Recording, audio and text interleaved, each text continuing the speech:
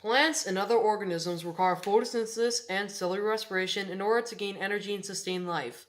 Photosynthesis and cellular respiration are shown in these two formulas. However, these formulas are a summary of multiple reactions.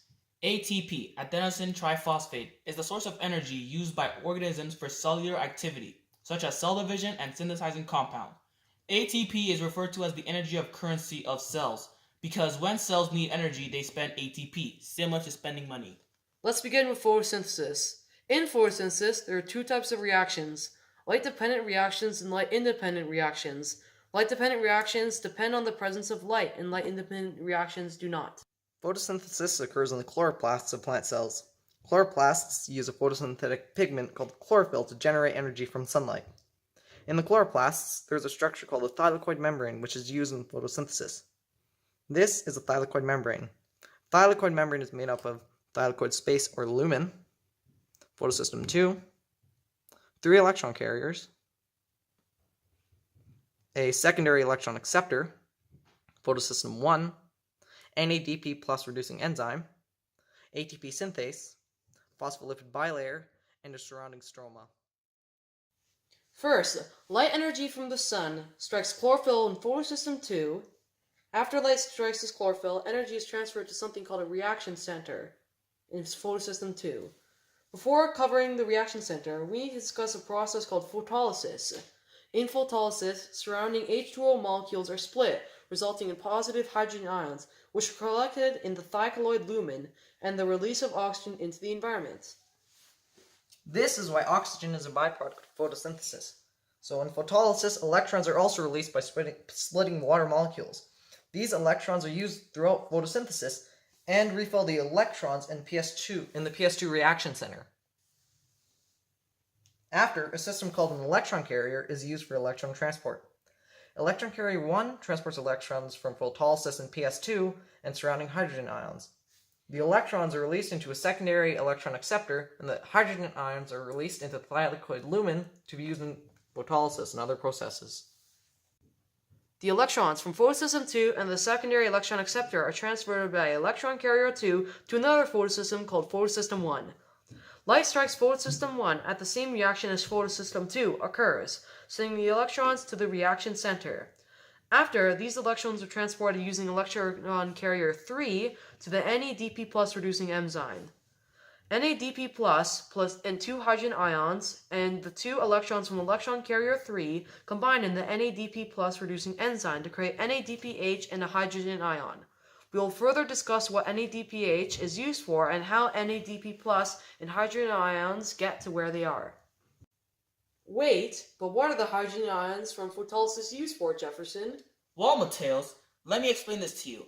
It is actually a simple process called chemiosmosis. First thing you need to know about chemiosmosis is that it occurs in the ATP synthesis of the thylakoid membrane. First, the hydrogen ions that are collected in the thylakoid lumen travel down the concentration gradient from the lumen to the chloroplast stroma through the enzyme ATP synthase. Positive hydrogen ions are pumped through the ATP synthase. When a new hydrogen ion enters, it replaces another hydrogen ion already in the ATP synthase. The old hydrogen ion that was replaced exits the ATP synthase into the stroma and returns to photosystem 2 to be used again in the transportation of electrons by electron carriers. The pumping of hydrogen ions through the ATP synthase allows the top part of the system to rotate. This allows for the bottom part of the system to intake ADP and inorganic phosphate. The ATP synthase rotates 3 times, which means it needs 3 hydrogen ions, and allows the bottom portion of the ATP synthase to intake ADP, adenosine diphosphate, and PI, inorganic phosphate. The ATP synthase then combines the ADP and PI to create ATP, which is used in the Calvin cycle. Wait, where did all those random molecules come from that we discussed earlier, like NADP+, 2 hydrogen ions, the ADP, and inorganic phosphate? Well, Jeff, they all came from the Calvin cycle, which is a major process for photosynthesis. The Calvin cycle, you say? What is that? Well, Jeff, I'll explain it to you. Let's go. The first thing you need to know is that the Calvin cycle happens in the stroma of the chloroplast. Don't forget, in order to produce one molecule of glucose, the Calvin cycle must be completed 6 times. There are 3 parts of the Calvin cycle: carbon dioxide fixation, reduction, and replacing RUBP. Okay, first surrounding CO2 are fixed by a particular enzyme called rubisco. After a pre-existing compound called RUBP, which is ribulose bisphosphate, which has 5 carbons, takes in the new carbon atom and splits into 3 carbon compounds called Phosphoglycerate, which is 3-PGA. RUBP does this because it's unstable, and 3-PGA is stable. The new 3-PGA molecule is activated by 6 ATP molecules, supplied by independent reactions, and creates as a byproduct 6 ADP molecules. The ADP is then reduced by 6 NADPH molecules, also supplied by independent reactions, thus creating 6 NADP+ and 6 inorganic phosphate molecules. After this, 2 molecules of G3P are formed. Molecules of G3P are converted into molecules of RUBP by supply of ATP from chemiosmosis. 5 G3P molecules are converted into 3 RUBP molecules, which are then cycled by being fixed by carbon fixation. G3P molecules can possibly escape, resulting in the formation of glucose. Now let's discuss cellular respiration. Cellular respiration occurs in the mitochondria of cells.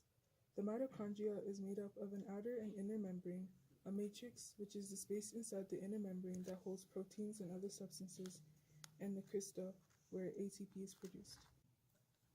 There are 3 different pathways for energy release: aerobic cellular respiration, anaerobic cellular respiration, and fermentation.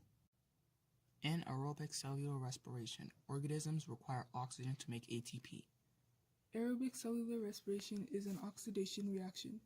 This is the opposite of reduction reaction. Atoms or molecules lose electrons in oxidation. In aerobic cellular respiration, electrons are transferred from high energy molecules, glucose, to low energy molecules, oxygen.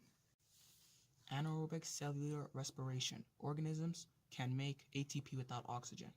It is less effective than aerobic cellular respiration. Glycolysis, like anaerobic cellular respiration, is an anaerobic process. Glycolysis is the beginning of cellular respiration and occurs in the cytoplasm surrounding the mitochondria. Fermentation occurs in the cytoplasm of cells. Fermentation is an anaerobic process, kind of like anaerobic cellular respiration. Fermentation can make ATP without using oxygen or an electron transport system that we'll talk about later. It is used when there is little oxygen in the environment. So you're probably wondering, how are all these processes connected? They are all used in the process of cellular respiration in order to make ATP. First, glycolysis occurs in the cytoplasm. 2 ATP molecules are used in glycolysis to split one glucose molecule, which is a 6-carbon molecule, into 2 molecules of pyruvate, which are 3 carbon molecules.